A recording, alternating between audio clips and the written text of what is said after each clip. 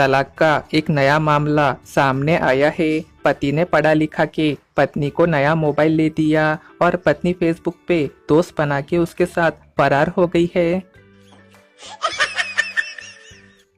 पहले के जमाने में प्यार अंधा था, फिर उसने कलयुग में अपना इलाज करवाया। अब प्यार गाड़ी, बंगला, सरकारी नौकरी, बैंक बैलेंस सब देखता है। आने वाली नस्लों का तो बेड़ा गर्क ही समझो, क्योंकि उनके सयाने बुजुर्ग हम जो होंगे। भारतीय बच्चों की मासूमियत की हद देखे। एक बच्चे को उसकी माँ मार रही थी और बचने के लिए माँ को ही पुकार रहा था। याददाश्त केवल दुर्घटना से ही नहीं जाती भाई साहब, कई बार उधार लेने के बाद भी चली जाती है। भारतीय पत्नियां, अच्छा सुनो, आज ना मुझे आपके हाथ की चाय पीने की इच्छा हो रही है। बस इसी तरह शुरुआत होती है पति को किचन का काम सिखाने की। पति सारी रात गायब रहने के बाद सुबह जब घर पहुंचा, पत्नी गुस्से में, सारी रात तो गायब थे, अब सुबह क्या करने आए हो? पति, जी नाश्ता करने के लिए। पत्नी बेहोश हो गई। वकील, तुम्हारी उंगली रेल के दरवाजे से दब के कट गई और इसके लिए तुम रेलवे पे 70,000 रुपए हर जाने का दावा करना चाहती हो। महिला, जी हाँ वकील, लेकिन यह किस प्रकार साबित किया जाएगा कि तुम्हारी उंगली की कीमत 70,000 रुपए थी?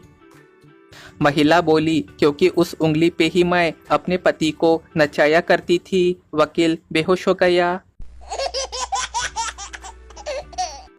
सुबह सुबह सेठ जी एक आदमी को लात घूंसों से पीट रहे थे। लोगों ने सेठ जी से पूछा कि क्या हुआ सर?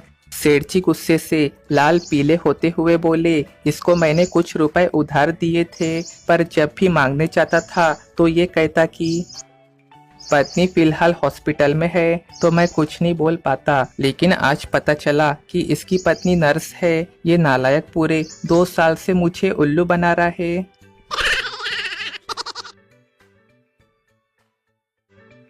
एक सर्वे से पता चला है कि भारतीय पत्नियां गुस्से में पति पे बड़बड़ तो करती ही है, पर साथ में घर का काम भी जल्दी जल्दी निपटा देती है।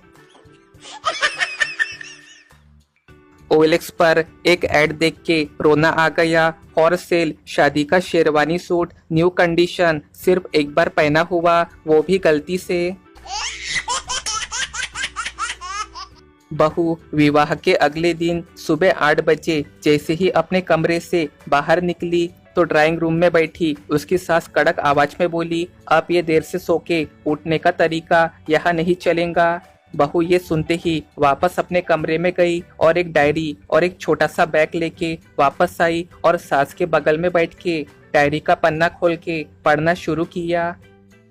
Maruti car 9,51,000 inch, smart TV 70,000, washing machine 18,000, fridge 15,000, mixie, oven, अन्य इलेक्ट्रॉनिक चीजें 2 lakh, sofa, dining table, bed 3 lakh नकदी। डायरी में लिखा पढ़ के बहू ने कहा, मम्मी जी, ये जो लिस्ट है जो शादी से पहले इस घर से मेरे पिता के पास भिजवाया गया था, लिस्ट में लिखी सारी चीजें मेरे पापा ने मेरे साथ भिजवाया है। सभी चीजों का मिलान करके देख लीजिए और ये भी देख लीजिए कि आपने मेरे बारे में इस लिस्ट में कोई ऐसी मांग तो नहीं की है कि बहू पढ़ी लिखी, गुणकारी, संस्कारी और कामकाजी हो। आपने बस अपने बेटे की कीमत लगाई और मेरे पिता ने आपके बेटे को मेरे लिए खरीद लिया। और हाँ मम्मी जी, विदाई के समय मेरे पिता ने ये बैग मुझे देते हुए कहा था, बेटी तू जब तक मेरे आंगन में रही सुरक्षित रही, मगर अब आज से तुझे अपनी हिफाजत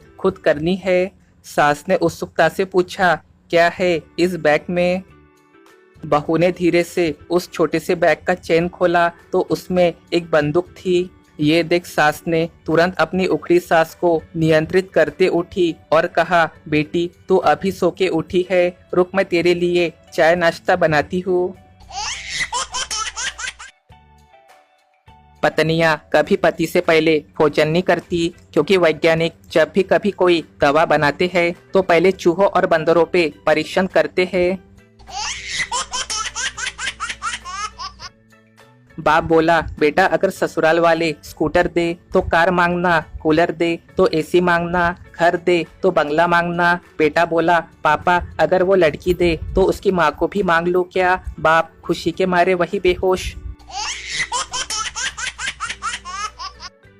शादीशुदा पुरुषों के लिए सुझाव, अगर आप अपने पैसों को दुगुना करना चाहते हैं तो 2000 रुपए सुबह अपने बीवी को दे और शाम को हिसाब मांग के देखे। हिसाब गारंटी से 4000 का मिल जाएगा।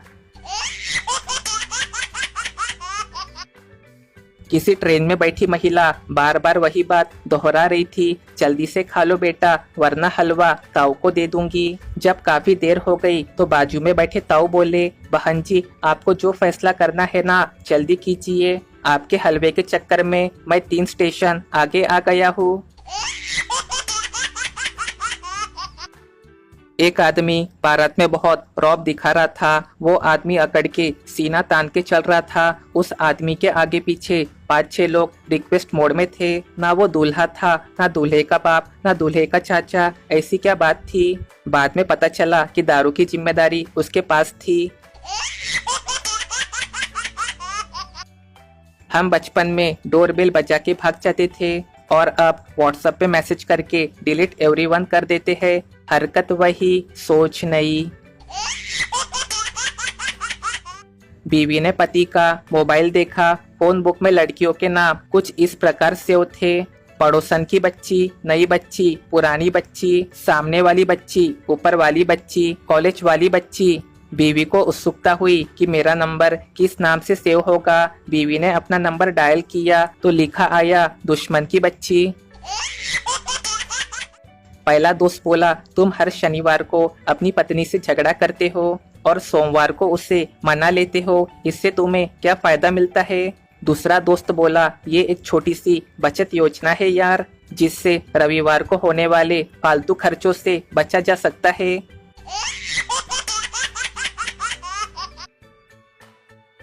होम्योपैथिक दवा खाना मतलब एक मजेदार व्यायाम ही है। 4 गोली निकालो तो 6 निकल आती है और 2 वापस डालो तो 4 चली जाती है। इस खेल में बीमारी से ध्यान हट जाता है और मरीज जल्दी ठीक हो जाता है। शादी की सालगिरह पे वाइफ, हमारे शादी को 25 साल हो गए, इतने साल कैसे गुजर गए पता ही नहीं चला। पति बोला, हाँ समय का पता कैदी को चलता है, जेलर को नहीं। सारा काम जल्दी से निपटा के पलंग पे पसर के मजे से मोबाइल चलाने में जो सुख है वो किसी और काम में नहीं है। जब शादी के कुछ सालों बाद पत्नी मोटी हो जाए और पति 1.5 पसली रह जाए तो इसे भी पारिवारिक आपदा घोषित कर देना चाहिए। ऐसा नियम लागू किया जाए। हम भारतीय किसी पर भी जल्दी से भरोसा नहीं करते हैं। हम तो दरवाजे में ताला मारने के बाद भी उसको 2-3 बार खींच के जरूर देखते हैं। नाबालिग के गाड़ी चलाते हुए पकड़े जाने पे जेल वही जाएगा जिसके नाम पे गाड़ी है। ये नया नियम सुनते ही कुछ लोगों ने गाड़ी अपने अपने पत्नी के नाम पे ट्रांसफर करा दी और नाबालिग बच्चों से कह दिया, बेटा चालान की चिंता ना करना, अभी तेरा बाप जिंदा है। एक भारतीय व्यक्ति अपने चीनी दोस्त को हॉस्पिटल देखने गया। उसका चीनी दोस्त बोला, चोंग चिंग चोचा, और इतना बोल के मर गया। भारतीय व्यक्ति इसका अर्थ जानने चीन की लाइब्रेरी गया। उसका अर्थ था, अबे उल्लू ऑक्सीजन के पाइप से जल्दी पैर हटा। तलाक के बाद जज ने भरण पोषण के लिए आधी तनख्वाह देने का फैसला दिया तो एक पति जोर जोर से हंसने लगा। जज साहब ने उससे पूछा, भाई इसमें इतना खुश होने वाली क्या बात है? तो पति बोला, साहब पहले तो पूरी रख लेती थी। पत्नी जी ने बड़े प्यार से कहा कि आइए आपके सर में तेल डाल देती हूँ। मेरी खुशी का ठिकाना न रहा और खुशी खुशी बैठ गया। हद तो तब हो गई जब वो सर पे तेल डाल के चली गई और दूसरे काम में लग गई, मैंने पूछा कि ये क्या है, जल्दी से आओ ना, तेल टपक रहा है। पत्नी का सनसनाता जवाब सुन के मैं बेहोश होते होते बचा। आज शनिवार है, पंडित जी ने बताया है कि शादी के दिन से ही तुम पे शनि चढ़ा हुआ है। अपने प्रिय देवता पे तेल चढ़ाओ, अब तुम ही मेरे मंदिर, तुम ही मेरी पूजा, तुम ही देवता हो वाला गाना याद आ गया, बस चढ़ा दिया। पति मन ही मन बुदबुदाया, अच्छा हुआ ससुरे ने नारियल फोड़ने का नहीं बोला। दोस्तों, दिल से जवाब देना। अगर आपके पास जीवन का 1 मिनट बचा हो तो आप किससे मिलना चाहोगे? कमेंट करके जरूर बताएं। लड़की बोली, बाबा जी एग्जाम में मेरे नंबर कम आने लगे हैं, प्लीज कोई उपाय बताए। बाबा बोले, कितने नंबर आ रहे हैं? लड़की, पहले 95% आते थे, अब 90 आते हैं। बाबा, एक मुक्का मारूंगा, इतने में तो 2 लड़के पास हो जाए, भाग यहाँ से। बीवी बोली, सुनो जी, ये करवा चौथ व्रत के अलावा ऐसा कौन सा व्रत है जिसे रखने से पति की उम्र बढ़ती है? चालक पति बोला, मौन व्रत रखने से। स्कूल में मास्टर सिखाते थे कि झूठ बोलना पाप है और हम पूरी स्कूल में ये अफवाह फैलाते थे कि हमारा स्कूल कब्रिस्तान पर बना है। जब कोई लड़की घर से भाग के शादी करने की धमकी दे तो उसके माँ बाप को ये करना चाहिए, लड़की का मुंडन करवा दे, फिर वो घर से भागना तो क्या, घर के बाहर कदम भी नहीं रखेंगी। बचपन में माँ से मार खाने के बाद लगभग हम सभी लोग ऐसा जरूर सोचते थे कि अब घर से भाग जाऊंगा और बहुत बड़ा आदमी बन के ही लौटूंगा, तब माँ को पता चलेगा। कल ऑटो के पीछे कुछ लाइनें पढ़ने को मिली। सांप जैसे दोस्तों के बीच में उस नागिन के भी अलग ही चलवे थे। पहले थे दीवाने, अब लगे हैं कमाने। कुछ भी कहो, ये ऑटो वाले ज्ञान मस्त देते हैं। हाल ही में 2 नई खोज से पता चला है कि जिसका कोई नहीं होता उसका मोबाइल होता है, और जिसके पास मोबाइल होता है ना, फिर वो किसी का नहीं होता। कहते हैं कि प्रेम ही पूजा है। ये बात मुझे तब समझ में आई जब पूजा नाम की फेसबुक आईडी से प्यार भरी बातें करने वाली कोई लड़की नहीं बल्कि प्रेम नाम का लड़का था, और वो आईडी फेक थी। एक औरत के घर के दरवाजे पे दस्तक हुई। औरत, कौन? हवलदार, हम पुलिस वाले हैं, तुम्हारे पति का एक्सीडेंट हो गया है, उसके ऊपर से गाड़ी गुजर गई है, वो एकदम पापड़ बन गया है। औरत, तो दरवाजा खोलने की जरूरत क्या है, नीचे से ही सरका दो। पुलिस वाले बेहोश। एक आदमी ने अपने बॉस को फोन किया, सर मैं आज ऑफिस नहीं आ पाऊंगा, मेरी तबीयत ठीक नहीं है, सारा बदन दुख रहा है। बॉस, देखो आज तुम्हें आना तो पड़ेगा, तुम चाहो तो तबीयत ठीक करने के लिए मेरा तरीका आजमा सकते हो।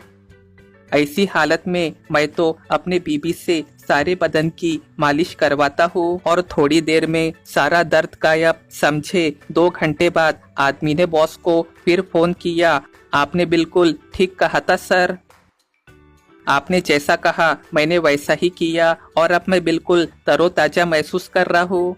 मैं बस थोड़ी ही देर में ऑफिस पहुँचता हूँ। और हाँ सर, आपका घर वाकई बहुत खूबसूरत है। बॉस बेहोश हो गया।